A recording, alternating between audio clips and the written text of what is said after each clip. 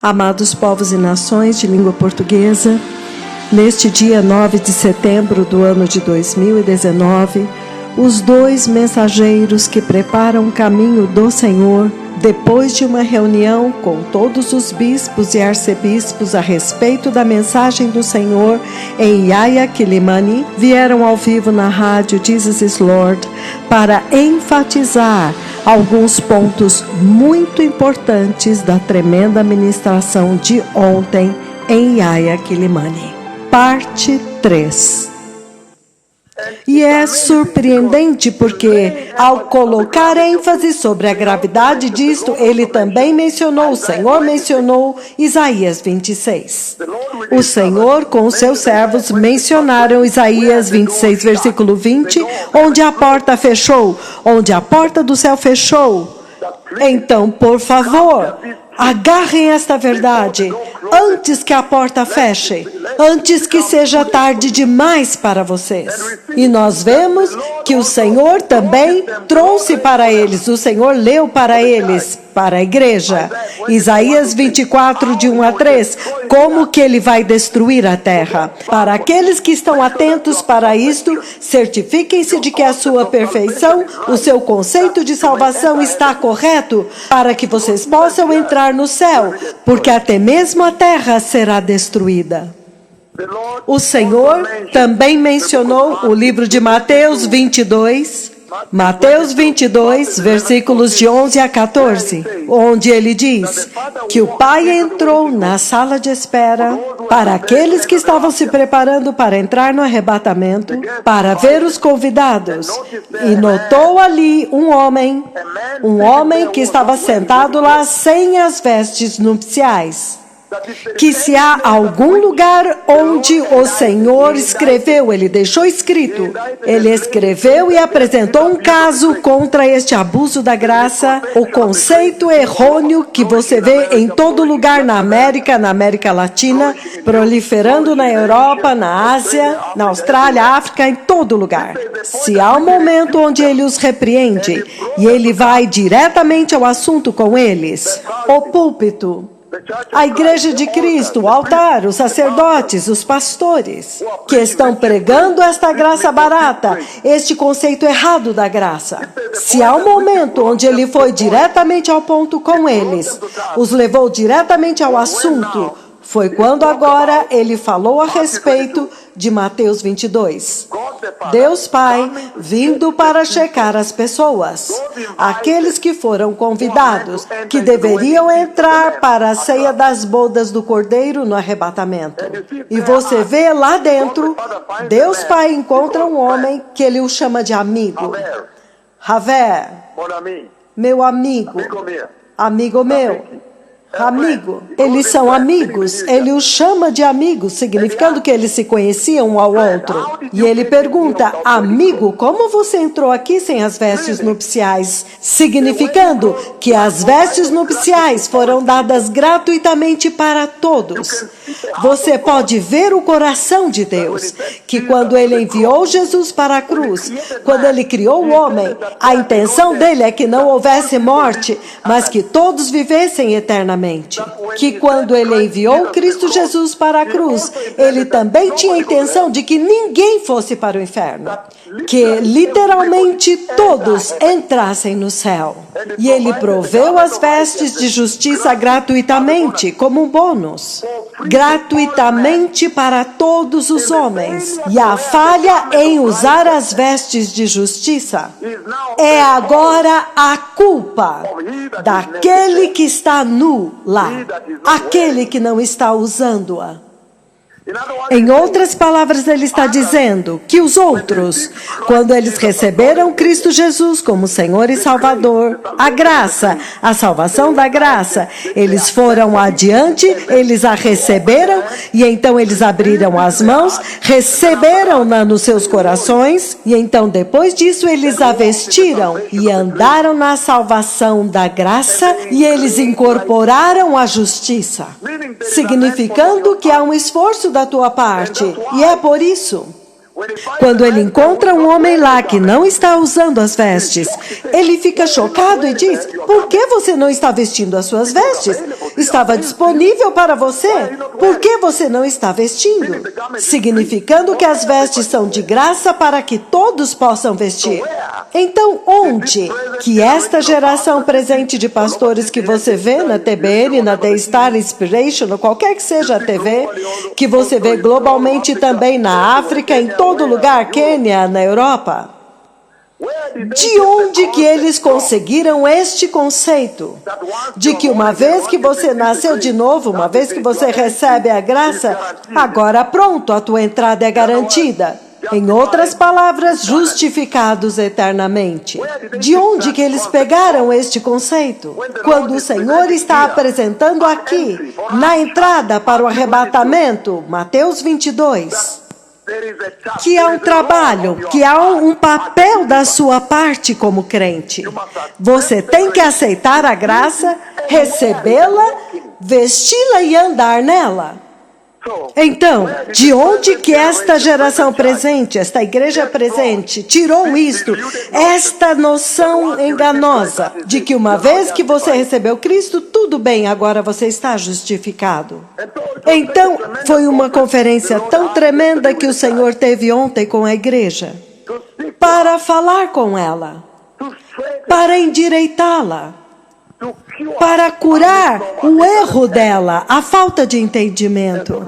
Então, para avançar esta conversa, eu quero ir diretamente com vocês ao livro de Hebreus, o livro de Hebreus, Hebreus capítulo 12, versículo 14. Então, Hebreus 12, 14, povo abençoado, olha o que ele diz aqui. Ele diz, faça todo esforço, faça todo esforço para viver em paz, significando que você tem um papel. Você descobre muitos pregadores que estão mentindo para o mundo, mentindo para a igreja, de que uma vez que você recebeu Cristo, se você tentar fazer alguma coisa, algum esforço, esta não é a salvação da graça. De onde que eles tiraram esta mentira? Quando ele diz claramente aqui, faça todo esforço para viver em paz com todos os homens e para serem santos, porque sem santidade ninguém verá o Senhor. A santidade que permite à igreja estar na presença de Deus, ficar diante do trono de Deus. Esta santidade é absolutamente sem pecado. Se você olhar as diferentes definições de santidade, isto significa absolutamente sem pecado. E o Senhor diz que isto é atingível, porque Ele enviou o Espírito Santo. O Senhor está dizendo que Ele pode andar com vocês. E é por isso que a santificação tornou-se um componente muito importante naquela conferência de ontem. E eu vou chegar lá daqui a pouco. Porque Isaías capítulo 6, realmente falamos muito sobre isto ontem. Isaías capítulo 6. Capítulo 6, versículo 5. Ele diz que a santidade é um requisito para a igreja, para qualquer pessoa, para ficar diante da presença do Senhor, diante do trono de Deus. O versículo 5 de Isaías 6, ele diz, ai de mim, eu gritei, estou arruinado, porque eu sou um homem de lábios impuros e habito no meio de um povo de impuros lábios, mas os meus olhos viram o Rei, o Senhor dos exércitos. Então agora, ficar diante do Senhor, você vê muito claramente que o Senhor está clamando, Ele está dando um toque de despertar para a santidade, para que haja arrependimento e a humanidade retorne à santidade. Então, é assim que você se prepara para a vinda do Messias. E então, pela capacitação do Espírito Santo, Ele pode gradualmente te purificar, purgar o pecado de você. E no livro do Êxodo, capítulo 33. Novamente, Êxodo 33. Ainda falando de aparecer diante do Senhor. Êxodo 33, versículo 19. Olha o que ele diz aqui. 19 e 20. Ele diz, E o Senhor disse: farei passar, Êxodo 33, povo abençoado, e farei com que a minha bondade passe diante de você, e eu proclamarei o meu nome, o Senhor, na sua presença. Eu terei misericórdia de quem eu tiver misericórdia, e me compadecerei de quem me compadecer. Então vocês podem imaginar. Ele está dizendo aqui que esta justificação, justificado, que esta igreja deste tempo presente está exaltando acima da santificação, acima da consagração, acima da justiça, acima da santidade. Ele está dizendo: por que é que vocês estão atribuindo a si mesmos justificação, enquanto que nesta escritura você vê que é a prerrogativa e a preservação do próprio Senhor ter compaixão de quem Ele tiver compaixão, ter misericórdia de quem Ele tiver misericórdia, como vocês viram com Isaías diante do trono. Foi o Senhor que ele invocou, o perdão dele sobre os pecados de Isaías. Ele ordenou aos serafins para um deles tocar a brasa viva com uma pinça e tocar os lábios de Isaías para purificar o pecado do coração dele e fazê-lo agora funcional, bom para o propósito, para agora servir ao propósito para o qual Deus o havia criado e para curar a disfunção que Adão e Eva trouxeram no jardim, que destruiu o bom propósito com o qual ele criou a igreja. E agora é restaurado quando a brasa viva toca os lábios de Isaías, purificando o seu coração, e agora ele é apto para o trabalho. Agora ele pode ouvir falando dentro das recâmaras internas de Deus. Agora ele pode responder e falar com o Senhor e ficar diante do Senhor. A habilidade de ficar na presença de Deus e agora dizer: Senhor, eis-me aqui, envia-me a mim. E agora, a habilidade de sair para a terra para falar por Deus, para ser a boca de Deus, para falar por Deus. Não apenas para falar com Deus, mas para falar por Deus. Este é o processo que acontece com seus servos, os profetas, e este é o processo, a cascata pela qual Ele quer que a igreja passe. Mas você vê que aquele perdão que foi ministrado pelo serafim, pelo seraf, diante do trono de Deus, na verdade foi iniciado por Deus. Aquele perdão, aquela misericórdia, aquela graça, veio do Senhor. Isaías não atribuiu a si mesmo alguma justificação, que, não há nenhuma condenação, é por isso que eu já estou aqui. Isaías nunca fez o que a igreja deste tempo presente está fazendo. Esta autojustificação. Como você não percebe que esta justificação é o Senhor agora observando como que você recebe a aliança da graça? Como que você está andando com Cristo? E então ele diz: eis que eu te justifiquei.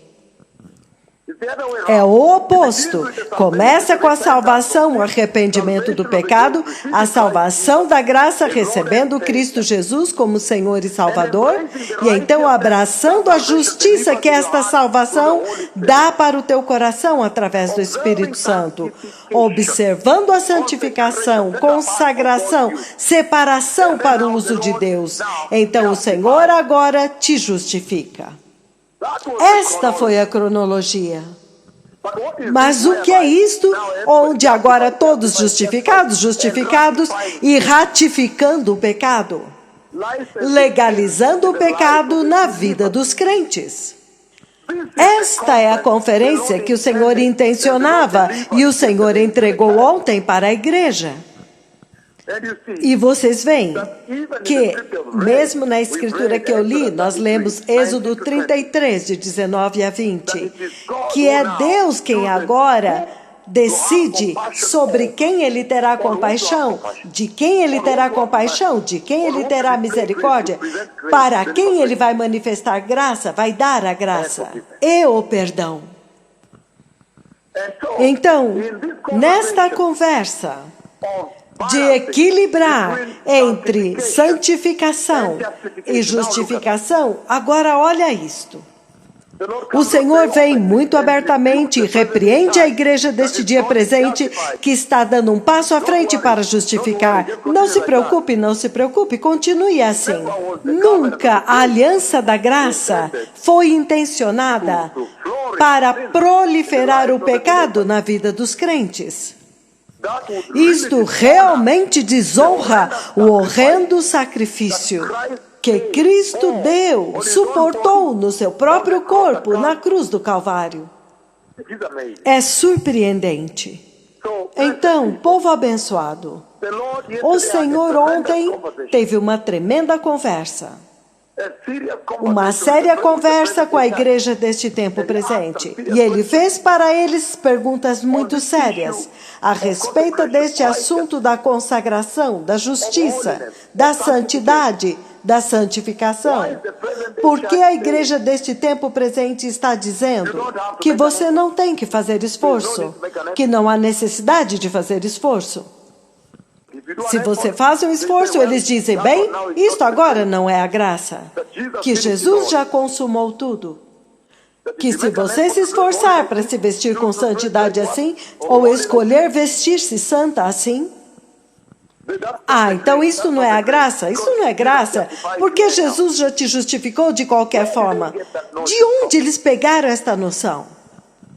Entretanto, nós vemos muito claramente que a intenção do Senhor, na verdade, foi para que todas as pessoas viessem para o seu glorioso reino quando Ele criou a igreja e que ninguém fosse para o inferno. Você pode ver o coração de Deus. Ele realmente queria que todas as pessoas desfrutassem desta celebração eterna, na vida eterna no reino de Deus. Não há falta de espaço no céu. Mas então, quando o pecado veio, então você ouve o Senhor agora falando a respeito de algumas pessoas que não virão para o céu. Então, a obra cristã, tendo em vista a obra de Cristo, nós sabemos que Cristo já consumou tudo, mas o Senhor também veio muito claramente dizer que você tem um papel. Há um esforço que você deve fazer. E ontem, o Senhor veio e deu o exemplo do maná. Que quando Ele derramou o pão celestial, maná, que simboliza o pão vivo, o pão da vida que é Jesus, quando Ele derramou o maná vivo, naquele Êxodo 16, quando Ele derramou o pão do céu, que simboliza o pão vivo, Cristo Jesus, que veio do céu para alimentar a humanidade com vida. Vocês sabem que pão é para a vida. Em Israel, eles comem bread. Em todo lugar, eles comem pão. Pão é muito importante em Israel.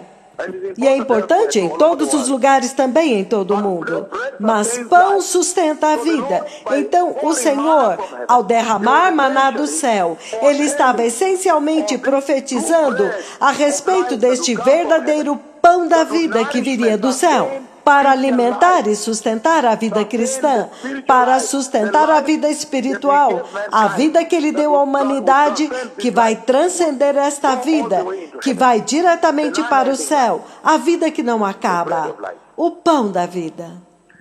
E ontem, vocês ouviram na conversa, quando o Senhor estava navegando os seus servos naquela conferência, eles fizeram referência àquele maná, o pão do deserto, que Deus derramou do céu, e Ele disse que mesmo que Ele derramasse do céu, mas veja que havia um caminho, o papel dos israelitas, para ir e aceitá-lo, e sair, recebê-lo e recolhê-lo e trazê-lo para casa e comê-lo e inculcá-lo, cultivá-lo em suas vidas ao comê-lo. Aleluia. Que agora o efeito daquele pão, que eles fossem participantes daquele pão que Ele derramou do céu e eles pudessem viver. E ele está dizendo que é a mesma coisa com a salvação da graça, que Deus nos enviou o verdadeiro pão da vida, Cristo Jesus, com a salvação embrulhada nela, a salvação da graça, para entregar para nós o pão vivo, para que agora, que há uma parte que você também, primeiro de tudo, você tem que aceitar. Você tem que aceitar o verdadeiro, o pão vivo. Você tem que aceitá-lo primeiro. Você tem um papel a desempenhar, que ninguém minta para você. E quando você o aceita, você tem um papel, você tem a parte de agora recebê-lo. Depois de recebê-lo, então agora você tem que comer o pão vivo, o verdadeiro pão, e andar na vida alimentada por aquele pão. Você tem uma parte a desempenhar. Vocês estão vendo agora como que o Senhor está trazendo a fatalidade, o erro dos seus pregadores da prosperidade? E em Hebreus capítulo 12, versículo 18. Hebreus capítulo 12, versículo 18, isto é o que ele diz. Versículos 18 e 19. Hebreus 12, 18 e 19, ele diz: Mas tu não chegastes ao monte palpável, aceso em fogo, e a escuridão e as trevas e a tempestade, e ao sonido da trombeta, e a voz das palavras, a qual os que a ouviram pediram que se lhes não falasse mais por causa do medo, porque eles não podiam suportar o que foi comandado. Se até mesmo um animal tocasse a montanha, seria apedrejado até a morte. E a visão era tão terrível que Moisés disse: eu estou tremendo de medo. Então isto agora, muitas vezes é citado. Muitas vezes os pregadores citam isto. E eles dizem que agora é diferente. Mas a maravilha de Deus nunca muda. Os serafins cobrem suas faces e os seus pés. O espanto. Isaías disse: ai de mim. Ei! E ele está dizendo que isto foi simplesmente para trazer à tona, para trazer a consciência para o fato de que havia uma necessidade. Os israelitas precisavam do Messias. Havia a necessidade do Messias para o mediador. E quando o mediador vem, você não pode abusá-lo. Porque não há outra forma de aceitar Deus a não ser através do mediador. As obras de Cristo que Ele fez, eu quero passar por elas hoje, para que nós possamos arrazoar juntos e o Senhor possa dar-lhes conselho, povo abençoado. O mesmo livro de Hebreus, desta vez o capítulo 9, e ele diz, Hebreus 9, 11 e 12, o que Cristo fez pela igreja e muito poderosamente Ele fez. Mas quando Cristo veio como sumo sacerdote das coisas boas que agora já estão aqui, Ele passou pelo maior e mais perfeito tabernáculo que não foi feito por mãos humanas, ou seja, que não é parte desta criação. Versículo 12. Ele não entrou pelo sangue dos bodes e dos bezerros, mas Ele entrou no lugar mais santo, uma vez por todas, pelo seu próprio sangue, para obter uma eterna redenção. A poderosa obra que Cristo fez. E então, hoje, a igreja deste dia presente pegou esta obra maravilhosa e abusou da graça. Eles abusaram da graça. Por quê? Eles pegaram isto e eles o aplicaram erradamente, dizendo que uma vez que isto foi feito, esta obra redentora foi feita, então agora não importa mais como você vive. E é por isso que você vê a imagem da igreja hoje. As outras religiões estão rindo da igreja. Eles olham as vestes, a promiscuidade, a imoralidade na igreja, a falta de moral, as profetadas na igreja, e eles estão rindo e pensando: que religião é essa? Entretanto, Cristo, o próprio Filho do Deus vivo, foi e pagou aquele tremendo e enorme preço para libertar a igreja. Romanos capítulo 5, versículo 12. Ele diz: portanto, assim como o pecado entrou no mundo através de um homem, pelo pecado entrou a morte.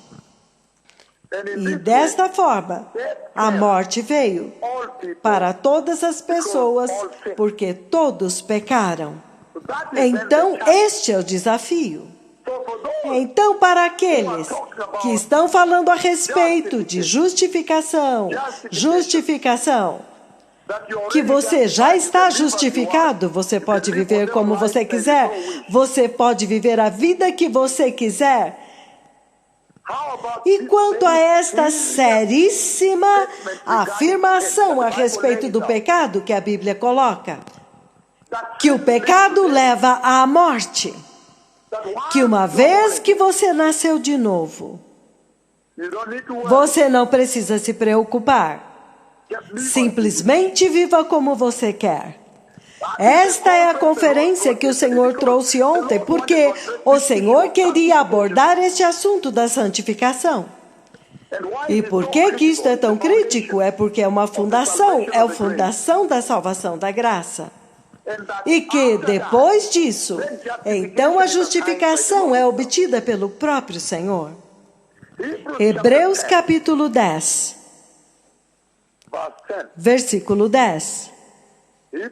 Hebreus 10, 10. E ele diz: e por meio desta vontade, todos nós fomos santificados pelo sacrifício do corpo de Cristo Jesus uma vez por todas. E isto é verdade. Mas eles pegaram isto para significar que agora, uma vez que você recebeu a salvação da graça, então qualquer coisa que você fizer, você é sempre santo. Ai, como você pode dizer uma coisa destas? Quando a salvação da graça, na verdade a intenção dela, era nos fazer muito sensíveis ao pecado, extremamente sensíveis.